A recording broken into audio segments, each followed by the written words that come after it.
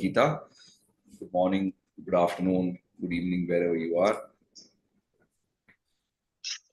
Om Sahana Vavatu Sahanau Bhunaktu Sahaviryam Karavavahai Tejasvi Navadhi Tamastu Ma Vidvishavahai. Om Shanti Shanti Shanti. We went through the 12th chapter last two sessions. So now let's quickly see an overview of the 12th and then move on to the 13th chapter.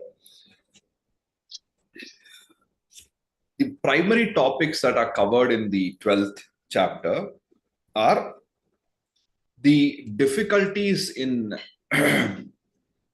worshipping the formless supreme being or the Nirguda Brahman, the supreme being without any form and attributes.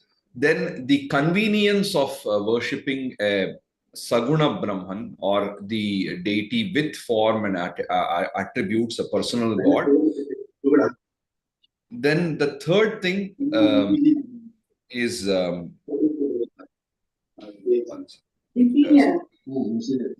is it possible to mute them?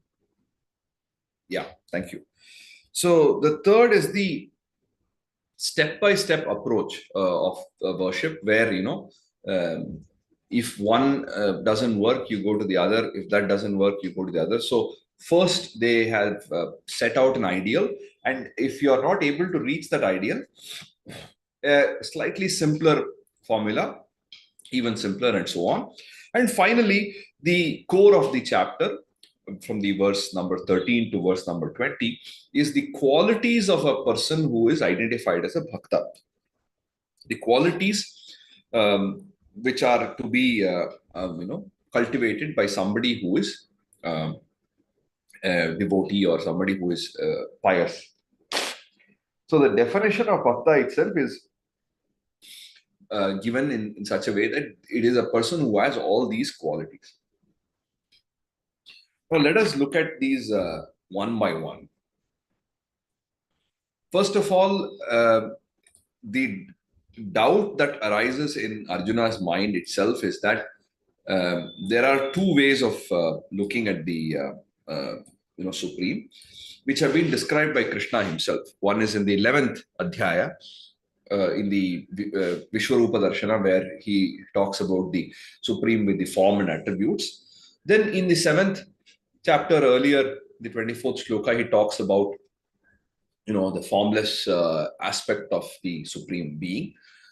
So Arjuna is curious to know what is better.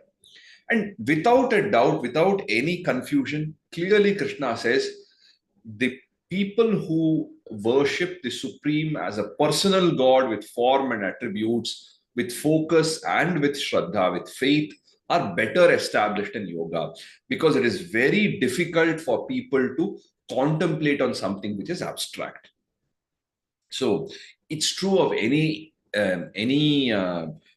practical aspect also, even in music or dance or sciences. It's always difficult for us to visualize something that is non-existent, that is abstract, as opposed to something which is clear. That's why, for example, if you take the case of Carnatic music, or even Hindustani music or Western classical, of course, we don't have improvisation. But in Carnatic tradition, we have a lot of kritis. So when somebody is learning, we learn different kritis in a given raga.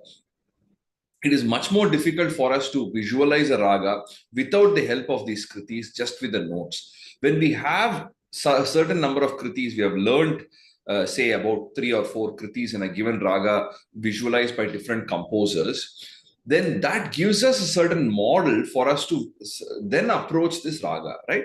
Similarly, in any field, if you take it, we require a certain anchor. We require something very tangible. Based on that, we can understand. Now, if I talk about, say, anger, jealousy, hatred, These things are abstract terms. Whereas if we take an example from Mahabharata, and for, when we are trying to explain about jealousy, we talk about, say, the character of Duryodhana, who is a kind of epitome of envy, right? So then it becomes so much easier because there's a practical manifestation of that abstract character. So therefore, Krishna says it is easier for people who are worshipping a personal God with form and attributes as opposed to a formless supreme. Of course, if somebody wants to, only focus on Nirguna Brahma and try to attain the highest, it is not impossible, but it is very difficult. So it is only for a very, very small percentage of the people. For most people, it is not advisable. Then he assures Arjuna, saying, if you fix your mind and intellect, your manas and buddhi, if you fix it on the supreme, you will attain the highest. So there is no doubt about that. So you focus your mind and intellect on the supreme. That is the ideal state. Then he goes on to give the different, reductions, or what do you call, the discounts. He says, if you can't focus on the supreme, then try to reach through diligent practice. If you are incapable of regular practice, try to dedicate all your actions to the supreme. If you are unable to dedicate all your actions to the supreme, act with self-restraint, trying to detach yourself from the rewards, what you're going to get from your actions. You try to keep aloof of that. So like this, he's talking about different step-by-step approach, culminating in the idea that blindly following routines, whatever, mechanically you're following without understanding the underlying principle, that's a basic state. That's also important. So he's not putting down following routines. But starting point is to blindly follow routines. So any ritual, any kind of customs and practices, the starting point is we just blindly follow it without knowing the meaning, without knowing anything. Because our elders have told us, or other people in the society are doing it, we are also doing it sincerely and following certain customs. But the higher level to that is knowledge. When we understand why we are doing something and then do it, it has more value. So knowledge is better than following routines. Then better than knowledge is contemplation. So when you are contemplating on something, then we are also constantly improving. See, when we are trying to apply our mind and work, then we bring in some rigor into our actions. We know why we are doing something. When we contemplate about the reason, then there is a chance of improvement. Then better than contemplation is renouncing the fruits of one's action. So what is the ultimate idea? We are trying to use all this knowledge and contemplation so that we can reach that state of nirlepa karma, which is working without being distracted by the final result, because that's the state we are craving to, we are trying to reach. Because if we are able to reach that stage, that paves the way for so many other things. If you are able to do your work with complete focus without getting distracted by the past or the future, then that's the perfect state of, that's already a very good state for us to be.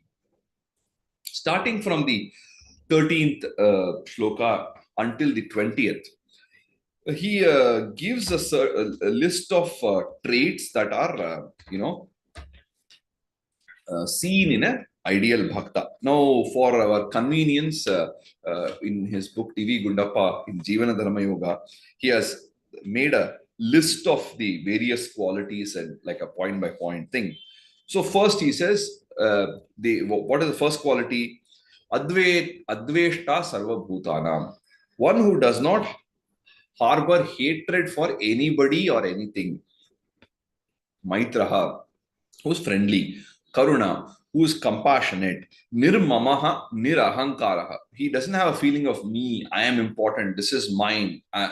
He's not self-centered. Sama dukkha sukha, is mentally not agitated by both pleasure and pain. So is equanimous in pleasure and pain. Kshami, a person who is very forgiving. So he is able to genuinely forgive and forget. Santushtaha satatam, always contented. He's a yogi, a person who is who was united with the supreme yoga, who is conjoined with the supreme. Yatatma, one who is self-controlled. Drida nishchayaha, one who is of firm resolve. Mai arpita manaha buddhihi, one who has offered his mind and intellect to me, which is to Krishna or the supreme. Yaha mad bhaktaha. So such he is a devotee of mine. Sa me priyaha. He is dear to me. Yasmat na udvijate lokaha. So he does not trouble the world in any way. Then lokat na udvijate yaha. One who is not troubled by the world. So he does not cause trouble to the world. He does not cause trouble to others. He doesn't get hassled by other people. Then harsha, amarsha, bhaya, udvegaihi muktaha yaha. So one who is free from harsha, overwhelming happiness, overjoyed, you say, no? He is not overjoyed about anything. Amarsha, he does not have any kind of anger or envy. Then bhaya, he does not have fear. Udvega, he does not have excitement. He does not have his mind is not trembling in the face of either happiness or sorrow. He doesn't have overexcitement. Anapekshaha, he does not have expectation. Shuchihi, one who is pure both in all the three stages, all the three states, right? One is thought, speech, and action. So kaya, vacha, manasa, we say, right? Kaya is body through our actions, purity, so personal hygiene. Then vacha, purity is speaking good words, not using bad language, and manasa, by thinking good thoughts. So he's pure in all the three states. Dakshaha is very competent, very capable. Udasinaha. Udasina in a common parlance we use as if to say, careless or aloof. But he is aloof to, it's a kind of a cosmic aloofness, we can say. One who is not partial, one who does not bother too much about himself, one who is not having any strong biases. He is very flexible, adaptable. That can be seen as udasina. Then gatavyataha, one who's not depressed, whose mind is all all the troubles have gone away from him. Then sarvarambha parityagi, so he does not take up anything for selfish ends, basically. Then yaha na hrishyati, na dveshti, na shochati, na kankshati. What these are the four things he doesn't do. He is not given to excessive mirth and boisterous laughing and this kind of overjoyed behavior. He does not hate anybody with a vengeance. He does not grieve for anybody. He does not desire for anything. Na kankshati. He does not desire anything. Shubha Parityagi. He has given up reacting to both auspicious and inauspicious um, things. See, Bhaktiman. Such a person is a devotee. Samaha Shatraucha Mitrecha. So same to enemies and friends. But like I told you, it is the Samadarshi who has the equal regard for both friends and enemies. But on the battlefield, he will kill the enemy, he will support the friend. But in his mind, he does not discriminate. Right? When tatha manava manayoho. Similarly, he is the same in when somebody praises him or somebody criticizes him. He is the same. He does not get perturbed. Shita Ushna Sukha Dukkeshu. Shita Ushna Sukha Dukkha. So whether it is hot or cold, whether it is pleasurable or painful, his reaction is the same. Sangha Vivarjitaha. He is detached to worldly relationships. Sangha Vivarjitaha. Tulya Nindastutihi. Again, is unperturbed by insult or by praise. Mauni. He is not for empty words, for chattering. He is quiet. Only speaks when he has to speak. Santushtaha yena kenachit, satisfied with whatever is available. Wherever he is satisfied. He is not having any expectations. Then Aniketaha, one who doesn't care for a home, one who does not consider, that I have this house, this is my house. He feels at home everywhere. Sthiramatihi, one who is very firm in his thinking and his mind. Then finally he says, Yetu dharmyamritam idam yatha uktam paryupasate. One who sincerely follows all these traits, such a person is a true devotee, he says, Krishna says. Of course, you would see that even within this list, there are certain repetitions. You can further bring this down to lesser number of verses, but the whole idea is when certain things are repeated again and again, they get reinforced. This idea of treating opposites alike. We have seen it at least 5 to 6 times in the Gita, or even maybe more. Again and again, we have this notion, right? One who is same in pleasure and pain, whether it is cold or heat, whether it is insult or praise, he remains the same. Treating victory and defeat alike, go and fight. So this motif is a recurring motif in the Gita. The reason for repeating again and again is because it's a part of a conversation, it recurs, and because it's important, it needs to be reinforced. Just saying it once may not work.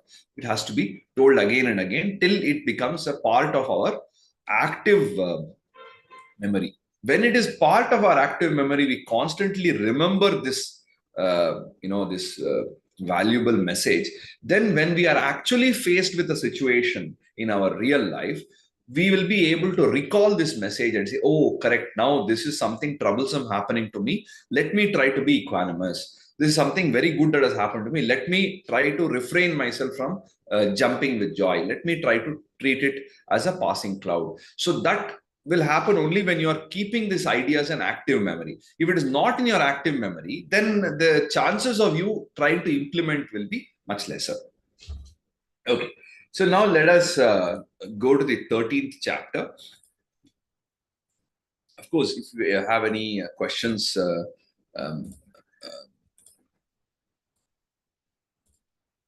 please feel free to let me know. Now, the 13th chapter is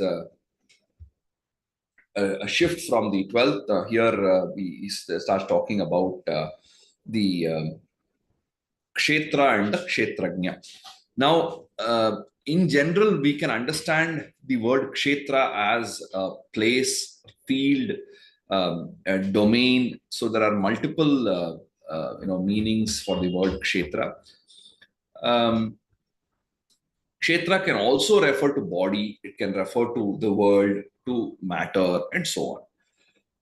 Kshetrajna is one who knows the kshetra. So kshetrajna, nya is added to the end, which shows that a person who knows the kshetra. So one who knows the field, one who is a domain expert, one who is residing in the body, which is the spirit, the one who knows the self, one who's reigning over the body, which is the atma. Also can refer to the supreme being. So this kshetra and kshetrajna discussion about this is the whole point of the 13th adhyaya. Starts off with Krishna speaking. In some recensions, in some editions, there is an additional shloka that Arjuna asks, but it's not a part of the critical edition. Most of them don't mention it. I think we have referred to it in our book. So just for the sake of completion, I will mention that.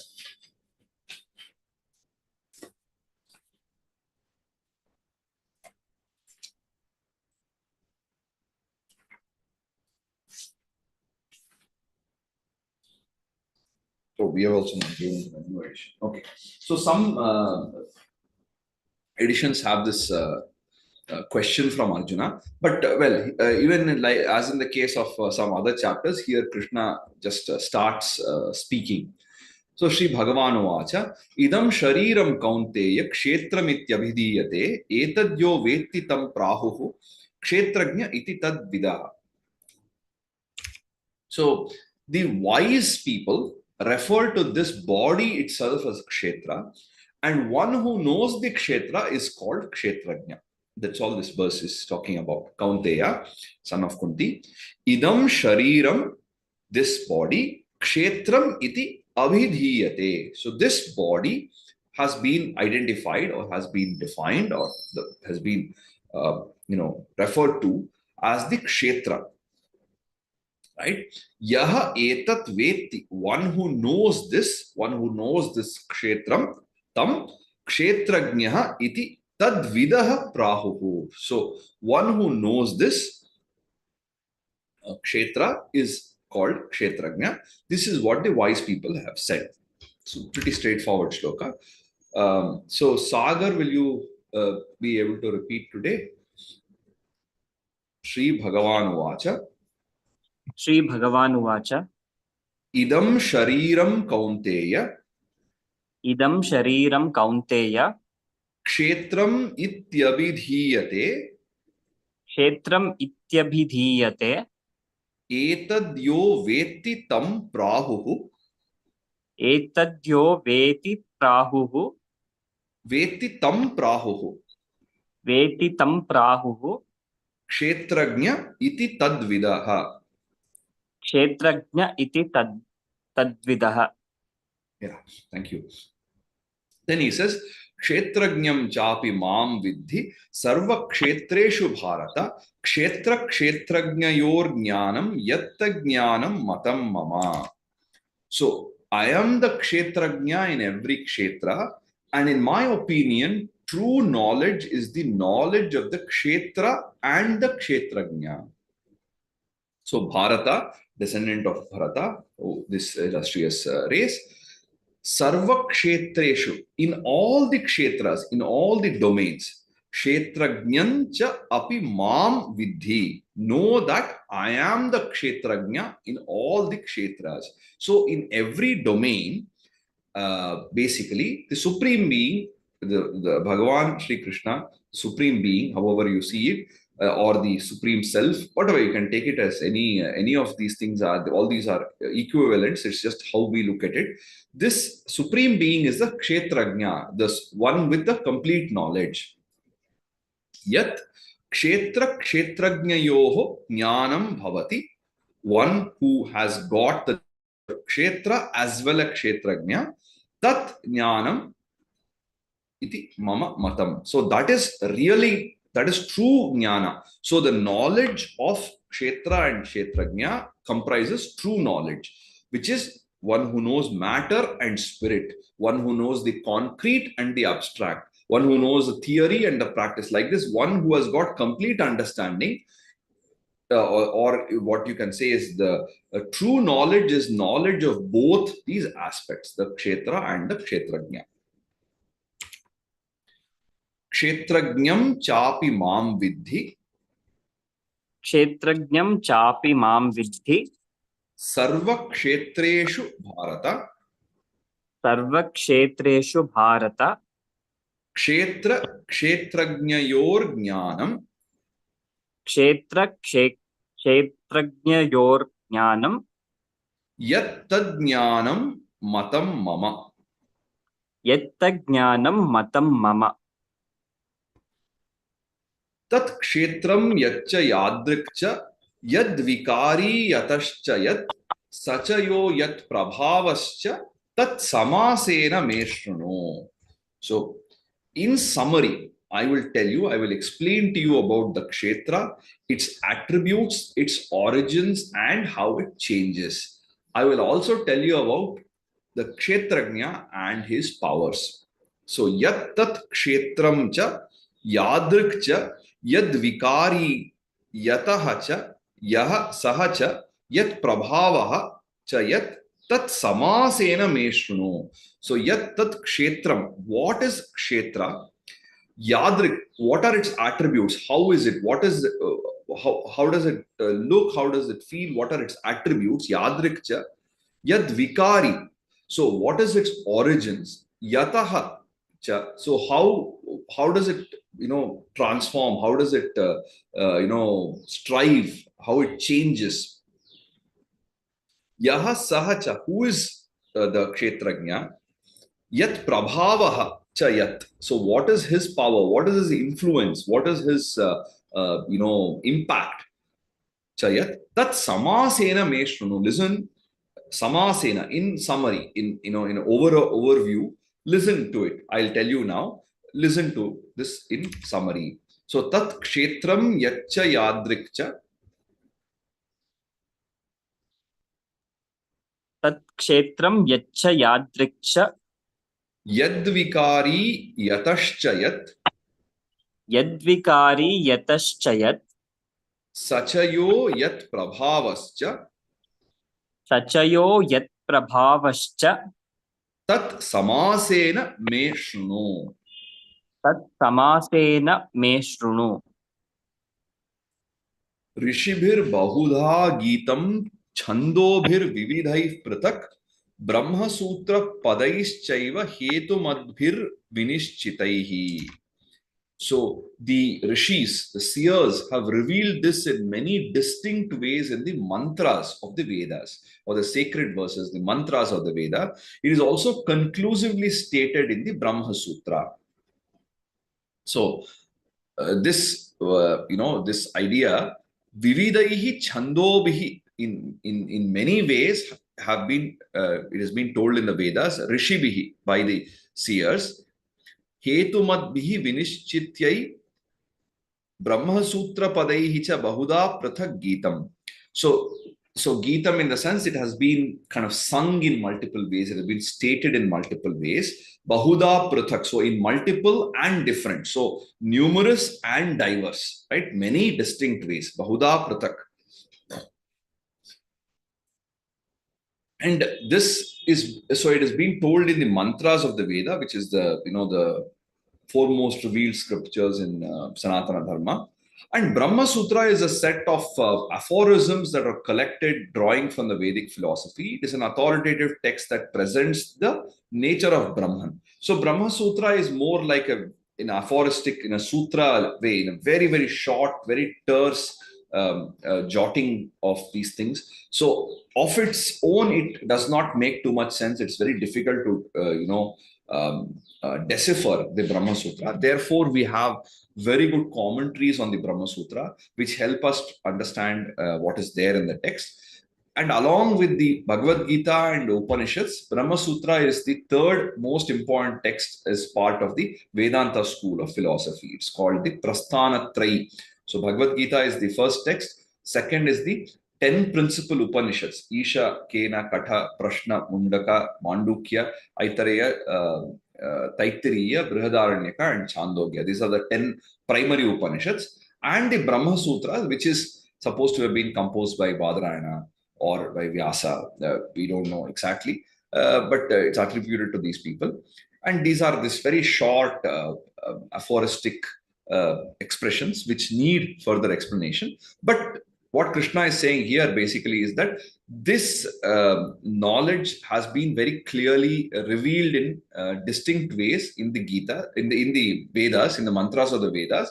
It has also been conclusively stated in the Brahma Sutra. ऋषिभिर बहुधा गीतम ऋषिभिर् बहुधा गीतम् छंदोभिर विविधैः पृथक् छन्दोभि विविधैः पृथक् Brahmasutra पदैश्चैव Brahmasutra पदश्चैव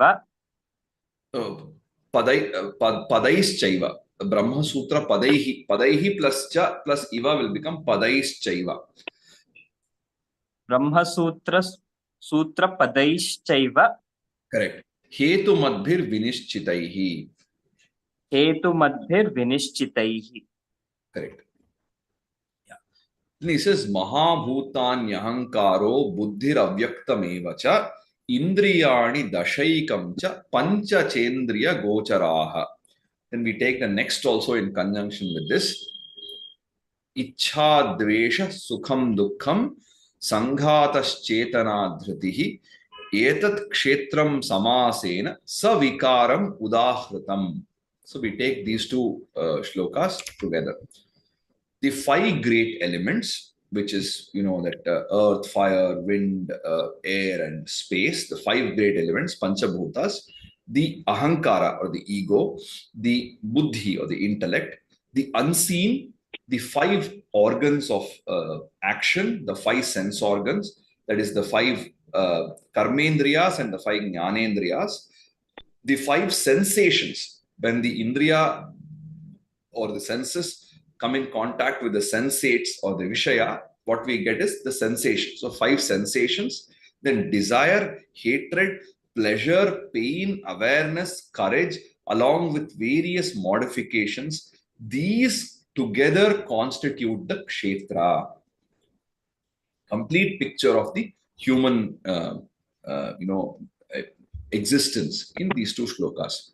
So, Mahabhutani, the great elements, which means the five great elements of earth, fire, wind, water, and space. The five great elements: Ahankaraha, ego; Buddhihi, intellect; Avyaktam, the unseen; Evacha, and Dasha Indriyani, that is the 10 indriyas, the five karmendriyas, which is the speech, hands, legs, anus, and the genital organ. These are the five karmendriyas, and the five jnanendriyas, which is eyes, ears, nose, tongue, and skin.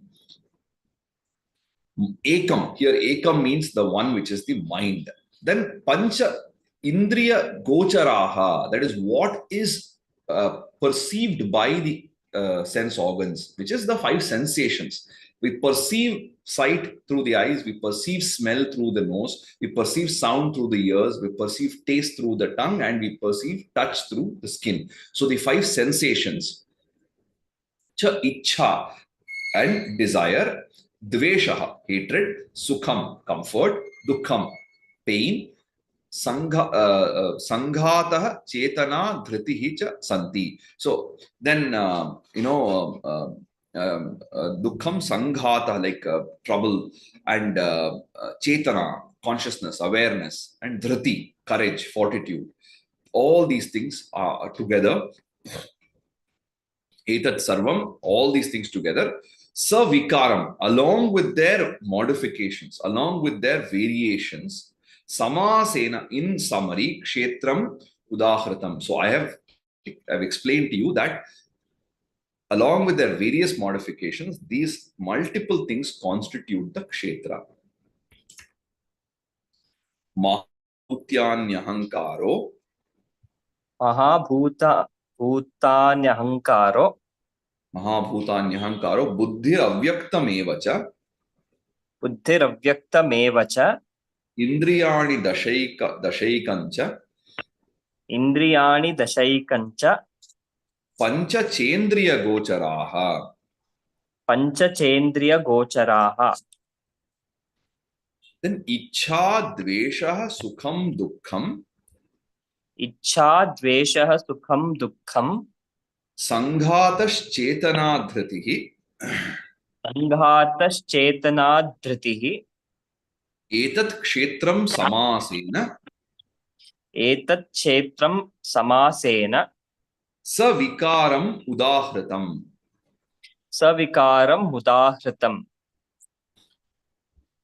Then he says, now starting from the 13th, so the 7th onwards, 7, 8, 9, 10, 11, these five, I'll just give you a short, overview of that, and then we'll go, because this is like five shlokas, one after the other. In the second chapter, we saw from the 55th shloka to the 72nd, one unit where so many beautiful qualities are explained of what is the lakshana of a sthita prajna. Similarly, we saw like that in the 7th chapter, then we saw in the 12th chapter, starting from the 13th shloka to the 20th, all the qualities of the bhakta. So here in this set of shlokas, basically he talks about the various factors that contribute or that constitute true knowledge. So what is real knowledge, what is jnana, is defined with these various attributes in this set of five shlokas. We'll take it slowly one after the other, but it is one unit, so it's easier to decipher it together. amanitvam, adambhitvam, ahimsa, kshantirarjavam, acharyopasanam shaucham, sthiryam, atma vinigraha, इंद्रियार्थेषु वैराग्यम अनहंकार एवच जन्म मृत्यु जरा व्याधि दुख दोषानुदर्शनम असक्तिर अनभिस्वंगः पुत्रदारा गृहादिषु नित्यं च समचित्तत्वम इष्टानिष्टोपपत्तिषु मयि चानन्य योगेन भक्तिर अव्यभिचारिणी विविक्त देश सेवित्वम अरतिर जन संसदी. And finally, अध्यात्म ज्ञान नित्यत्वम तत्व ज्ञानार्थ दर्शनम एतद् ज्ञानम इति प्रोक्तम अज्ञानम यत् अतोन्यथा. So, a list of things which constitute true knowledge. Anything outside of this is ignorance. So, we'll just look at the meaning first, and then we will go to the other details. What are the numerous factors that constitute true knowledge? Humility, freedom from hypocrisy, not causing harm or injury, forbearance, uprightness, reverence towards one's teacher, purity in thought, speech, and action, steadiness, fortitude, self control, reasoned disregard towards the sensates, absence of egoism, deep insight into the limitations and tribulations of birth, death, old age, sickness, and pain, freedom from selfishness, devoid of undue love for family and community, constant equanimity towards desirable and undesirable events, unwavering and single-minded devotion to Supreme, seeking solitude and avoiding sordid crowds, sincere persistence in knowing the Supreme, and the quest for the vision of truth. Anything against this is ignorance. All these factors constitute true knowledge. Okay, I know it's a little heavy because you're combining so many ideas together. We'll look at the words individually. Amanitvam. That means without a very gloated sense of self. That means humility, being not having a narcissistic complex, being simple. Adambhitvam, freedom from hypocrisy, not having dambha, hypocrisy. Ahimsa, not causing injury to anybody. Then kshantihi, that is the trait of forbearance, to put up with difficulties. Arjavam, straightforward attitude of being upright. Then acharyopasanam. So a person who is an acharya, you respect and you offer your reverence to such a person. And acharya itself is a very important term here because acharya is defined as somebody who walks the talk. An acharya is defined as a person who not only gives advice but also practices in his or her life. He or she is living the message. He's not just a preacher who doesn't practice. So acharya is a person who has got both theoretical and practical knowledge. He's different from a adhyapaka, right? The term acharya is specifically used here, I think, that you must have reverence for people who are your acharyas in the sense who are having both theory and practical knowledge. Then shaucham, purity, again in the different levels of thought, speech, and action. Sthiryam, which is kind of fortitude and courage. Atma vinigraha, self-control. Indriyartheshu vairagyam. So kind of disregard for the indriyartha, which is the sensates. So reason disregard towards the sensates. Then anahankaraha evacha. That is also not having ego, not being boosted, boosted ego, not anahankaraha, very humble. Then there is one beautiful phrase here. He says, Janma Mrityu Jara Vyadi Dukkha Doshanu Darshanam. constantly looking at anudarshanam, again and again, looking at the limitations and the tribulations of birth, janma, death, mrityu, jara, old age, vyadhi, disease, dukkha, suffering, pain, dosha, which is, what do you call, bad qualities or deficiencies. So doshanudarsham, so the deficiencies of these things, so the trials and tribulations, the weaknesses and the limitations of janma, mrityu, jara, vyadi, dukkha. So constantly looking at uh, uh, you know the play of these aspects, birth and old age and disease and weakness and pain and suffering and death, when we keep seeing this again and again, we get a certain balance, we get a certain maturity. In fact, the whole of the Buddha's four noble truths, somewhat we can connect with this one phrase itself, because what happens with Siddhartha is when he goes out of the palace for the first time, that is when he is made to come face to face with reality. He does not know the realities of the world. He is in his own safe cocoon. That's when he looks at all these challenges and, cultivates, develops some vairagya. So this is a very important phrase. Then asakti, kind of detachment, freedom from that kind of cravings. Then putra dara grihadishu anabhishwangaha.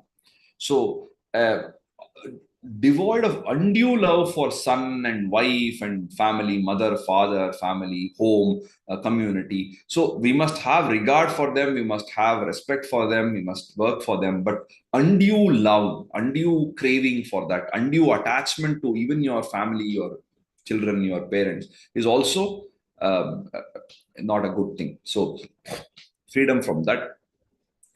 Ishtanishtopapatishu nityam samachittatvam. So unwavering, equanimity towards what is ishta anishta, so what is desirable and undesirable. So all these desirable and undesirable events are constantly happening, but nityam samachittatvam, to be always balanced in the face of these ishta anishtas. Then maicha ananya yogena avyabhicharini bhakti cha. So single-minded, unwavering devotion to me, that is devotion to Krishna, devotion to Supreme. Then vivikta desha sevitvam. So that is vivikta desha sevitvam. Jana samsadi aratihi. So kind of vivikta desha, that means a place which is free of people, so kind of a place of solitude. So sevitvam, to attain a place of solitude. So to jana samsadi aratihi, so avoiding the sordid crowds, going to a place which is solitude, which is a quiet place, trying to be with oneself, trying to realize that happiness is within and not from other sources. So solitude is very important for contemplation also, right? Then adhyatma jnana nityatvam. So always, constantly behind adhyatma jnana, behind the knowledge of the self, trying to always have that undercurrent of spiritual pursuits going on. Tattva jnanartha darshanam. So constant quest for knowing the truth, knowing the reality. Tattva means reality, the real nature of the universe. So trying to always have that vision of the truth, a quest for the vision of the truth. So etad jnanam iti proktam. This is known as knowledge. This is true knowledge. When you want to understand what is knowledge, this constitutes knowledge. Ataha anyathayat tat ajnanam. Everything else outside of this is ajnana or ignorance. Okay. So, fantastic set of verses. Also, it seems a little idealistic. How is it possible to do all these things? How can we try to implement all this? If you implement all these things, you will become a realized soul. So, it's not so straightforward. But at least if we take one quality from this, we have listed so many qualities, right? We take one quality and try to see if we can implement that in our life over the next 2 weeks, right? Or the next 1 month or next 6 months, whatever it is. So take one quality. So, for example, it could be something like Shaucham. You can say, oh, I'm already very hygienic. I don't use bad language. I don't have evil thoughts. So that's a tick mark. Okay, Shaucham is fine. Then what about Sthairiam? Or what about Atma Vinigraha? So, like this, you can take any one trait and try to cultivate that. And if you cultivate one trait, sometimes 3 or 4 other traits automatically get fitted into that because they are all not like discrete ideas, but they are having a lot of interconnections. Amanitvam adamhitvam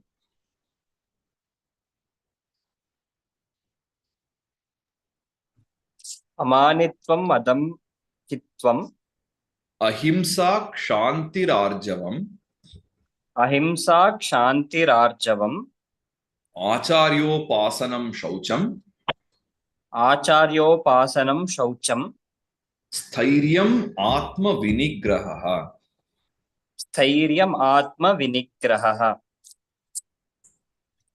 इंद्रियार्थेषु वैराग्यम इंद्रियार्थेषु वैराग्यम अनहंकार एव च अनहंकार एव च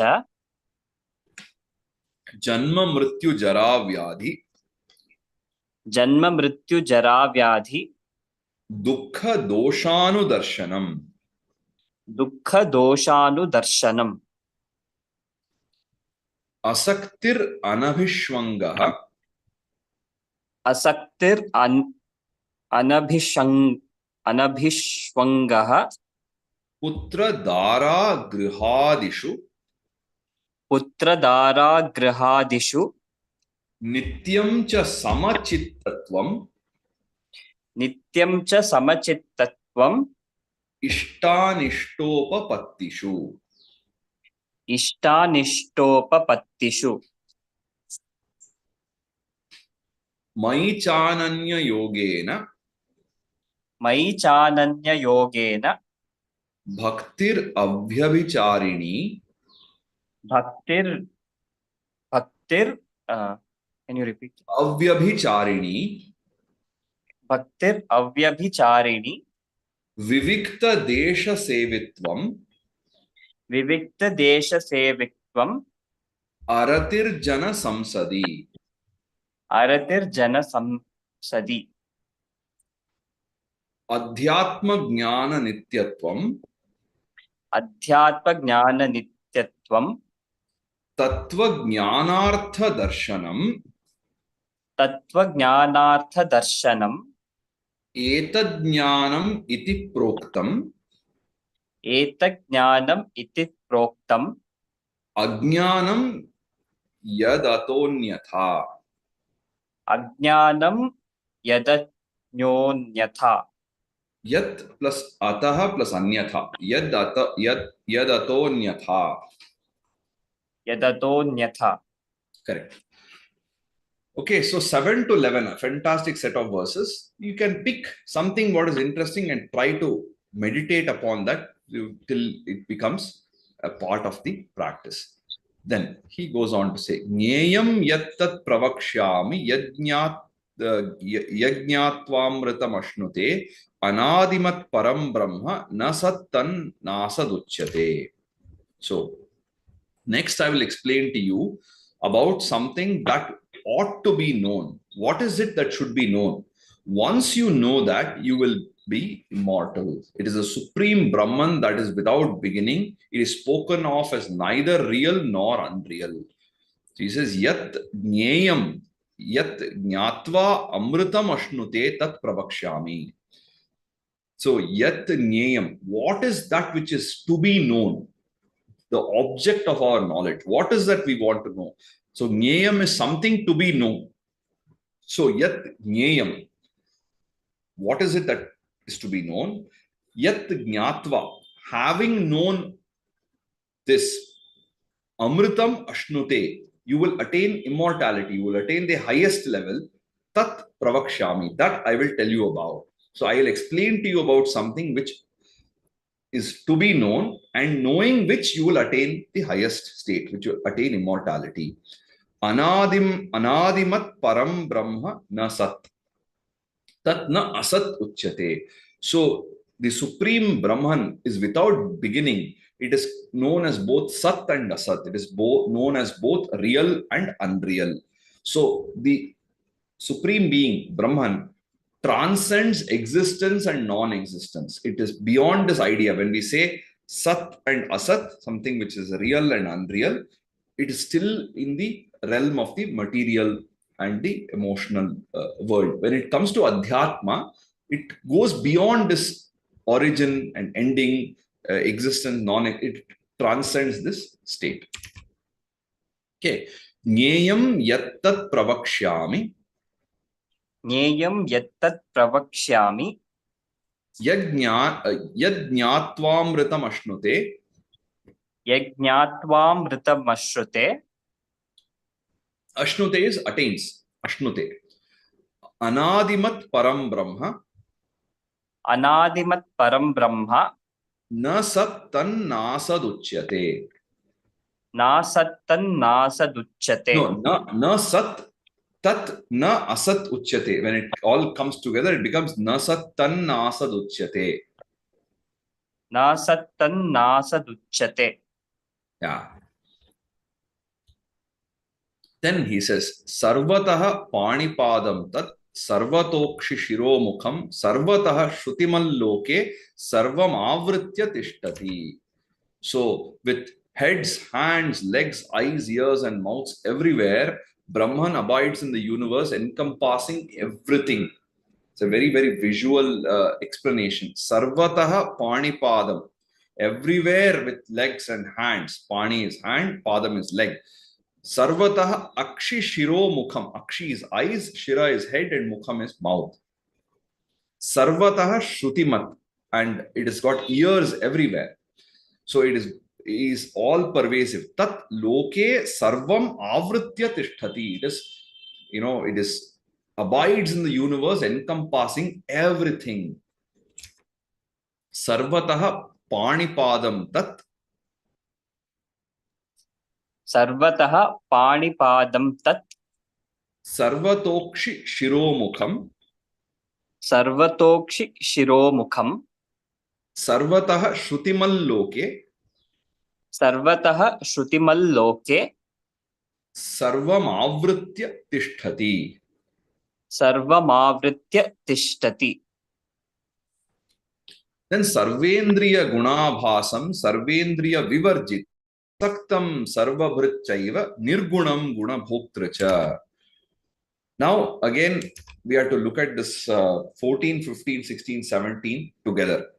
So sarvendriya gunabhasam sarvendriya vivarjitam asaktam sarvabhritchaiva nirgunam gunabhoktracha bahirantascha bhutanam acharam charamevacha sukshmatvat tad avigneyam durastham chantike chatat. Then he says, avibhaktam cha bhuteshu vibhaktam iva cha sthitam bhuta bhartra cha tagnyeyam grasishnu prabhavishnu cha. Finally, jyotisham api tad jyotihi tamasah paramuchyate jnanam jneyam jnanagamyam hridi sarvasya vishthitam. So let's go back to sarvendriya gunabhasam. On this set, basically what the entire thing says, this Brahman is free from the influence of the senses. It illuminates the senses, yet is devoid of them. So it illuminates, it gives the power to the sense organs, but it's devoid of them. It supports everything but remains unattached. It is free from the gunas, yet enjoys all the gunas, the inherent tendencies of human beings. It is outside and within all beings. It is motionless and always moving. It is far away and nearby. It is too subtle to grasp. And it is the undivided whole, but it appears divided among beings.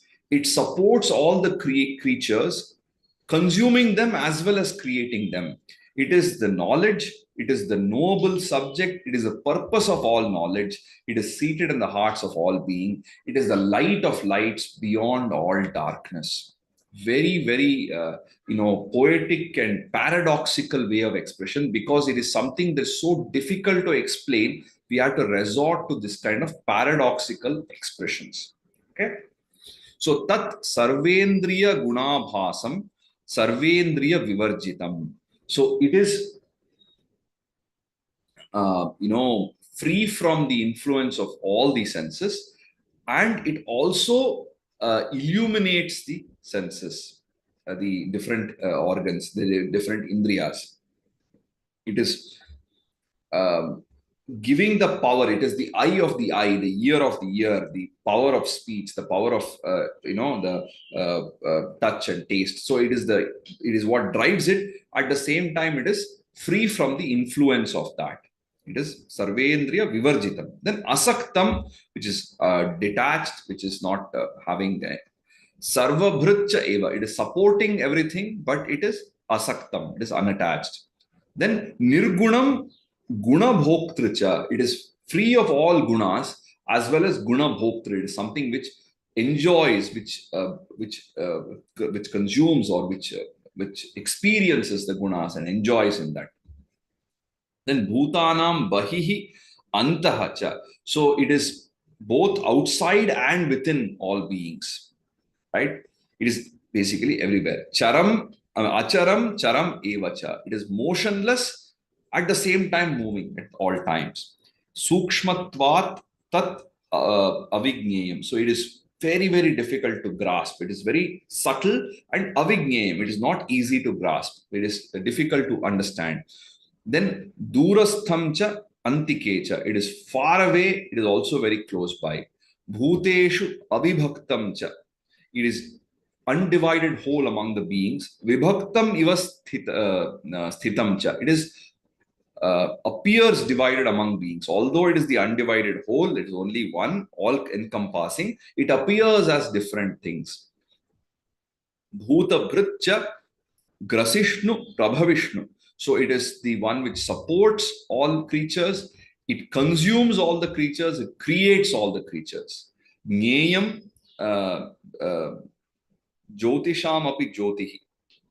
So it is, something which is the light of all lights. Tamasaha paramuchyate. So it is beyond all darkness. It is the main purpose of knowledge. So then he says jnanam jneyam jnana gamyam. So it is the knowledge, the noble subject, what is to be known, and the purpose of knowledge, what we attain from knowledge. Sarvasya hridi vishtitam. And it is seated in the hearts of all beings.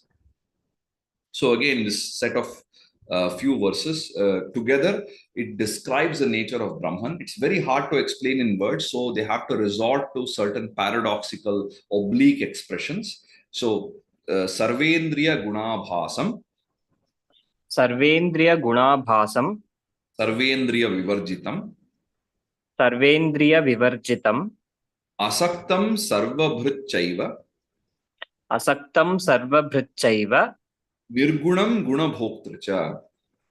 Nirgunam Gunabhoktracha. Then Bahirantascha Bhutanam, Bahirantascha Bhutanam, Acharam Charamevacha, Acharam Charamevacha, Sukshmatvat Tad Avigneyam, Sukshmatvat Tad Avigneyam, Durastham Chantikecha Tat. Duratham Chantikecha Tat. Durastham. So it's far established, far away. Durastham, or situated far away. Durastham Chantikecha Tat. Durastham Chantikecha Chantikecha Tat. Yeah. Avibhaktam cha bhuteshu. Avibhaktam cha bhuteshu. Vibhaktam iva cha sthitam. Vibhaktashcha No, vibhaktam iva cha sthitam. Vibhaktamiva cha sthitam. Bhuta bhartr cha tadnyeyam. भूतभृत् भूतभृत् Bhartru. भर्तृ भर्तृ च तज्ञेयं Grasishnu Prabhavishnu cha. ग्रसिष्णु प्रभ विष्णुश्च Yeah. And finally, Jyotisham api tad jyotihi. ज्योतिषाम् अपि तज्ज्योति Tamasaha paramuchyate. तमसः परमुच्यते Jnanam Jneyam Jnanagamyam. ज्ञानं ज्ञेयं ज्ञानगम्यं Hridi Sarvasya Vishtitam. हृदि सर्वस्य विष्ठितम्. So we'll stop here today and resume tomorrow. And of course, if there are any questions, you can always write to me. Thank you so much and see you tomorrow at the same time. Thanks, Sagar, for repeating it. Om Tat Sat.